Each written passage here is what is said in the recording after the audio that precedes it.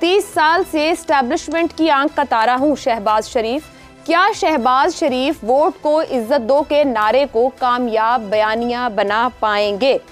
हसन निसार साहब, ये हफ्ते को एक फेयरवेल था इस्लामाबाद में, जहां मैं भी मौजूद थी, मुलाकात रही, वहां बहुत से सवालात किए गए और अभी हालिया दिनों के इक़दामात पर बड़ा क्रिटिसाइज भी किया गया, जहां शहबाज शरीफ ने ये बात की जिसके बाद मरियम इसकी तरदीद भी करती रही, मगर हर मीडिया आउटलेट ने इसको इसी तरह से लिखा। सवाल ये है कि 30 साल भाई 3 बार बाहर निकलता है और ये समझते हैं शहबाज शरीफ साहब, इसके बावजूद कि कहते हैं मेरे साथ भी सलूक बुरा होता रहा, मगर वो इन्हीं अच्छे ताल्लुकात की बिना पर कहते हैं कि सियासत बचा ली है।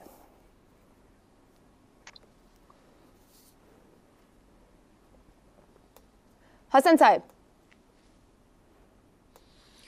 पहली बात तो ये है आयशा कि सारी दुनिया जानती है कि ये लोग तो पैदावारी इस्टेब्लिशमेंट की हैं, औकात नहीं थी इनकी काउंसलर मुंतखब होने की, उसका भी कोई इलेक्शन हार गए थे। अच्छा, बाद में जब इक़्तिदार का खून लगा मुंह को तो औकातों बाहर।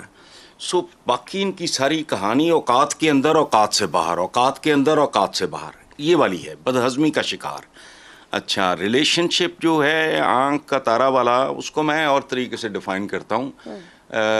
अंग्रेज़ी में कहते हैं लव हेट रिलेशनशिप, इनका कोई इस तरह का रिलेशनशिप है। अच्छा, रह गया वोट को कई बार ये इज्जत देने वाला मामला, तो वोट को मुतअद्दद बार बेइज्जत करने के बाद उसको इज्जत देने की बात करने के लिए ढिठाई में PhD की ज़रूरत है। अवाम भोले हैं, लेकिन पंजाबी में एक एक्सप्रेशन है कि भोली तो हाँ पर इन्नी भी नहीं।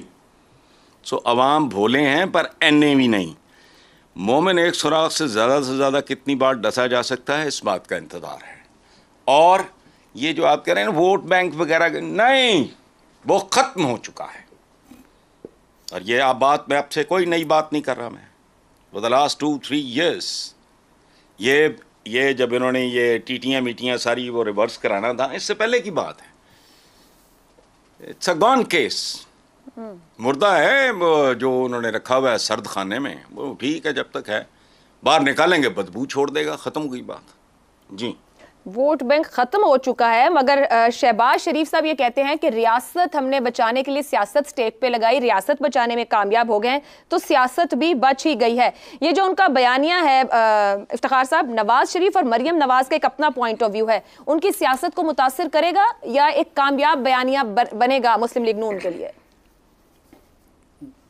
जब इलेक्शन होंगे, वोट पड़ेगा और जब वोट काउंट हो जाएंगे तो इस सवाल का जवाब आपको मिल जाएगा। अगर वो कामयाब न हुए तो उनका नारा पिट जाएगा, और अगर वो कामयाब हो गए तो उनका नारा कामयाब हो जाएगा। अवाम बाय करेगी इस महंगाई के साथ? मैंने कुछ भी नहीं कहा, मैंने तो कहा कि इसका फैसला तो इलेक्शन वाले दिन होगा ना। आप एक अवाम है, अगर मैं आपसे सवाल करूं बतौर अवाम की, तो जाहिर बात है अवाम ही फैसला करेगी। मैंने बिल्कुल नहीं कहा कि बदहज़मी का शिकार है, लव हेट रिलेशनशिप है, औकात के अंदर नहीं है, औकात के बारे में मैंने ऐसी कोई बात नहीं की। मैंने कहा कि इलेक्शन वाले दिन जब वोट गिने जाएंगे, अगर ये कामयाब हो गए तो इनका बयानिया जीत गया, अगर ये नाकाम हो गए तो ये इनका बयानिया हार गया। तो इसमें हंसने की बात क्या, और इसमें कौन सा ये बात मैंने ऐसी कह दी जो पॉलिटिकली रॉन्ग है? नहीं, मैं पॉलिटिकली रॉन्ग की बात नहीं करी सर, सवाल ये कर रही हूँ कि कोई भी सियासी जमात जब इलेक्शन के लिए अवाम को कनेक्ट करती है, क्योंकि मैंने उस दिन सवाल उनसे पूछा था, ये आपका सवाल अपनी जगह ठीक है, आप इतने सारे लोग थे, आपने 20 सवालात किए, मैं सिंपल से सवाल है, आपका सवाल लम्हा में सवाल पढ़ ले। 30 साल से एस्टेब्लिशमेंट की आंख का तारा हूं, वो है, वो मानता है। क्या शहबाज शरीफ वोट को इज्जत दो के नारे को कामयाब बयानिया बना पाएंगे? आपका सवाल ये है, मेरा जवाब ये है इलेक्शन डे पर तय हो जाएगा। चलें जी, ठीक है, ठीक है। शहजाद साहब, मैं आपकी तरफ आऊँ। इंतखाबात से पहले वतन वापसी की बातें हो रही हैं नवाज शरीफ की, एक तरफ महंगाई है, दूसरी तरफ भाई और भाई की जो कारकर्दगी रही है, किस तरह का बोझ उठा के, क्योंकि पूरी नून लीग इस बात पर इस वक्त तकिया किए हुए कि नवाज शरीफ साहब आएंगे और लीड करेंगे तो काम आगे बढ़ेगा। काम तो सारा पीछे डाल दिया गया है, कितना बोझ कंधों पर उठा पाएंगे नवाज शरीफ साहब जब आएंगे? देखिए, ये तो सबके लिए साझा है ना, ये जो वजन है, ये तो पूरी PMLN का साझा वजन है। اس میں آپ یہ نہیں فرق کر سکتے کہ شہباز شریف کو کم بوجھ اٹھانا پڑے گا، نواز شریف کو زیادہ اٹھانا پڑے گا. یہ جو بھی ہے سارے کا سارا کھاتا جو ہے یہ اس کھاتے میں گیا جو PMLN کا کھاتا ہے. لیکن آپ کا بنیادی سوال بڑا انٹرسٹنگ ہے. ووٹ کو عزت دو کا نعرہ.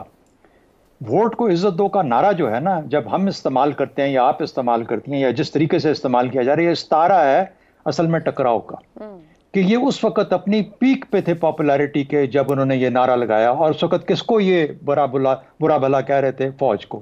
نام لے لے کے جلسوں کے اندر گالیاں دے رہے تھے، نام کہ میں تمہیں دیکھ لوں گا، میں ایسے ہوگا ویسے ہوگا. کس کے خلاف یہ نعرہ؟ کس کے لیے ہم کس کے خلاف جگانا چاہتے ہیں؟